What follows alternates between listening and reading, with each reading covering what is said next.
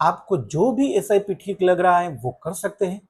Mutual fund SIP या ULIP SIP, इन दोनों में डिफरेंस क्या है वो मैं आपके सामने सिंपल तरीके से रखने जा रहा हूं।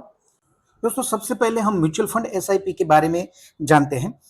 अगर 20,000 पर मंथ आप एसआईपी म्यूचुअल फंड में करते हैं, साल का 2,40,000, 15 साल तक इन्वेस्ट करते हैं, तो आपकी टोटल अमाउंट 15 साल की 36 लाख रुपया होगी।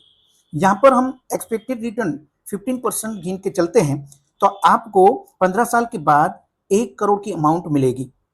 टोटल इन्वेस्टमेंट जो है वो उसमें से हम माइनस कर लेते हैं, तो आपका प्रॉफिट जो है वो 64 लाख होगा।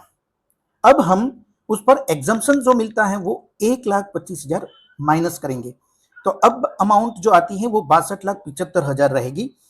दोस्तों, यहाँ पर एलटीसीजी टैक्स लगने वाला है, वो 12.5% के हिसाब से 7,84,375 माइनस करना पड़ेगा।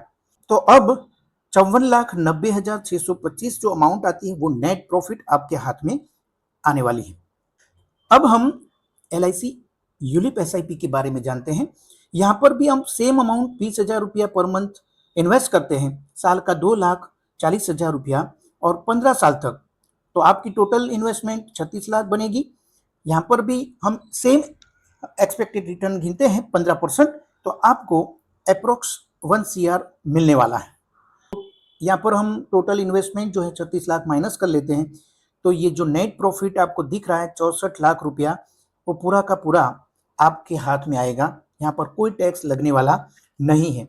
अगर आप SIP LIC ULIP index plus में करते हैं तो 64 लाख टैक्स फ्री अमाउंट के साथ आपको एक्स्ट्रा बेनिफिट क्या मिलने वाला है, वो है normal risk cover 24 lakhs, accident risk cover 48 lakhs और गारंटेड एडिशन का benefit 100% tax free return up to 2.5 lakhs per annum investment, refund of mortality charge at maturity.